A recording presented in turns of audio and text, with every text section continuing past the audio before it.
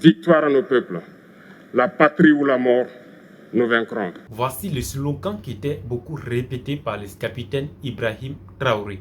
Et cela prouve à suffisance sa détermination et son courage et sa capacité à assumer ses responsabilités. Le leadership, c'est assumer ses responsabilités, quelle que soit la situation face auquel vous êtes. Il ne faut jamais reculer. C'est l'une des valeurs d'un leader, d'un vrai leader. Si on t'a choisi ou si toi-même tu as dit que tu vas faire ceci, là, tu dois assumer les responsabilités. Tu dois assumer les conséquences et les avantages qui viendront derrière. Et s'il y a des conséquences, tu dois assumer. Voici l'une des valeurs qui fait de lui un grand homme, une personne de valeur qui augmente son autorité et son charisme. Et sa communication aussi, il est clair, simple et il parle dans un langage que tout le peuple comprend. Ceux qui veulent se réveiller, se réveillent. Ceux qui ne veulent pas se réveiller, comme on le dit, on ne peut pas réveiller quelqu'un qui ne dort pas. Les Africains doivent se réveiller. Nous devons travailler à être indépendants, à faire au moins ce que nos peuples connaissent le bonheur. Et la lutte contre l'impérialisme, c'est ça. Il faut décoloniser les mentalités, prendre en compte toutes ces données-là, parce que le monde nous donne tellement d'exemples à voir. Pour eux, il n'y a pas de morale. Ils peuvent vous désigner aujourd'hui terroriste, mais demain, vous êtes un héros. Par leur simple bouche. Ils décident de ce qu'ils font. Ils parlent de démocratie, mais ils se font eux-mêmes des coups d'État constitutionnels entre eux. Ils parlent des droits de l'homme, mais ils déciment des populations ailleurs. L'Africain doit se réveiller, l'Afrique doit se réveiller. Et le combat contre l'impérialisme est permanent. Et je vous invite à incorporer ce combat, à travailler en sorte que nous soyons réellement indépendants, que nous soyons autosuffisants et que nous puissions nous développer, connaître le bonheur, ce à quoi notre peuple aspire. À seulement 36 ans, il devient le plus jeune président au monde. Il est militaire, mais aussi symbole d'une résistance. Pour certains, il incarne en lui un nouvel espoir que l'Afrique a besoin. Pour d'autres, c'est une figure controversée. Aujourd'hui, nous allons parler du parcours exceptionnel et du charisme impressionnant du capitaine Ibrahim Traoré, président du Burkina Faso. Nous allons voir également comment il arrive à captiver, à attirer autant d'attention autour de sa personne.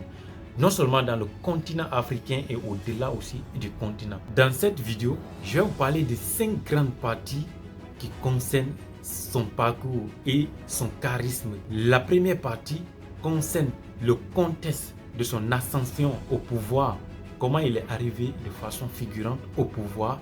La deuxième partie concerne son charisme et sa communication. La troisième partie concerne son inspiration, comment il arrive à inspirer la jeunesse africaine.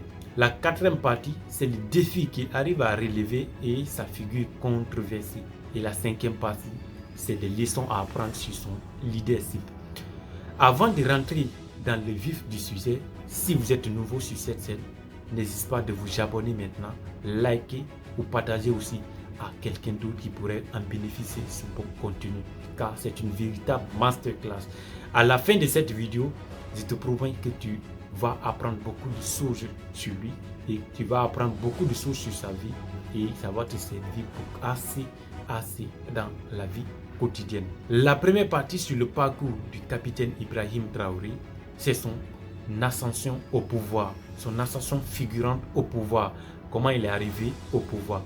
Né en 1988, de carrière militaire, il a pris le pouvoir à la suite d'un coup d'État qui s'est effectué en septembre 2022, où il est arrivé au pouvoir après un autre coup d'État. Et c'est un événement qui a beaucoup choqué, mais cela a aussi suscité une immense curiosité dans le cœur des gens.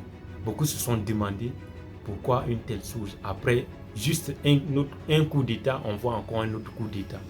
Ils se sont posés assez de questions. Mais ce qui a intrigué les gens, c'est la manière dont le capitaine Ibrahim a su incarner sa voix.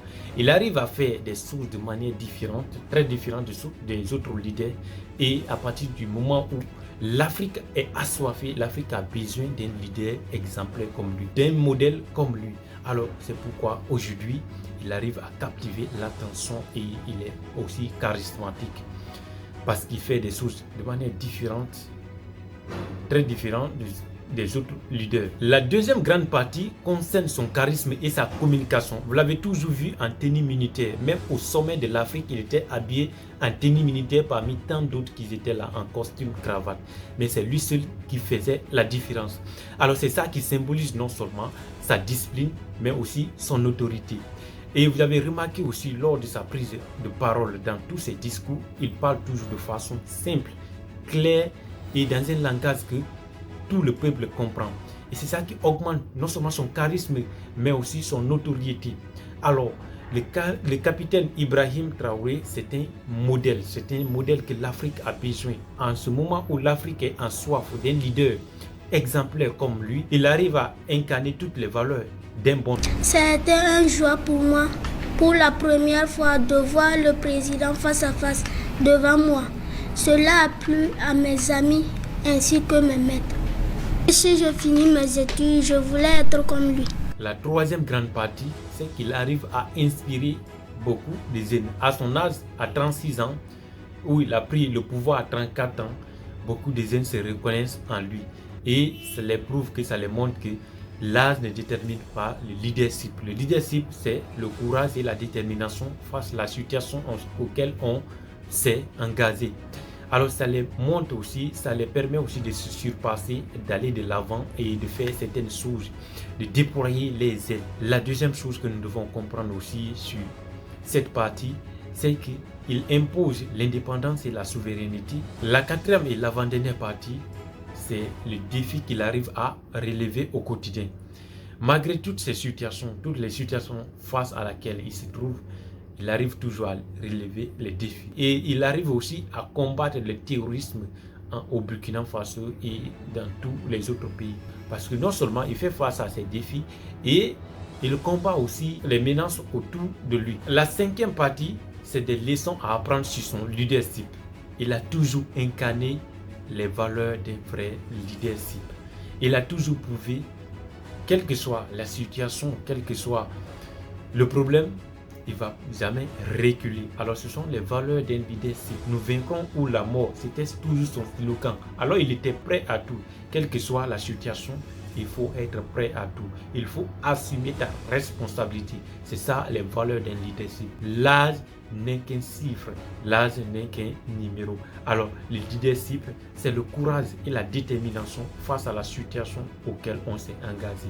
Quand tu dis que tu peux faire cette chose, ou lorsque les gens te choisissent en tant que responsable et que tu as accepté, il faut assumer toutes les conséquences qui viendront derrière. Et ça nous inspire, non seulement nous les jeunes, on se reconnaît en lui, à son âge, que nous pouvons se dire que oui, à cet âge-là, on ne peut pas reculer face à notre destin. On peut toujours continuer à aller de l'avant et à apprendre beaucoup de choses. Nous avons beaucoup de choses à apprendre sur cet homme. C'est un grand homme, un leader. Il impose les vraies valeurs d'un leader. Et vous voyez, dans toutes ses prises de discours, dans tous ses discours, quel que soit où il est, face à qui il est, il va direct au but, il parle de façon claire, il parle de façon simple, sans tourner autour de peau, sans faire aucun détour. Il parle de façon simple, dans un langage bien compris, dans un langage que le peuple comprend. Et c'est ça qui augmente son notoriété, c'est ça qui augmente sa valeur aussi. En tant que leadership, il y a de ces valeurs que tu dois incarner en toi. Il y a de ces valeurs que tu dois incarner en toi, quelle que soit la situation. Si tu as déjà décidé que réellement que tu es le leader, ou quand on t'a choisi et que tu as accepté, tu dois assumer ta responsabilité. Tu dois assumer ta responsabilité sans reculer.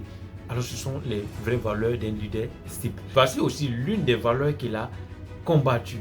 Le fait de mettre fin à l'ingérence, c'est l'une des valeurs que l'Afrique a besoin. C'est pourquoi ça fait de lui un grand homme, ça fait de lui une personne de grande valeur. Il est le cœur actuellement, il est le cœur de l'Afrique, il est le cœur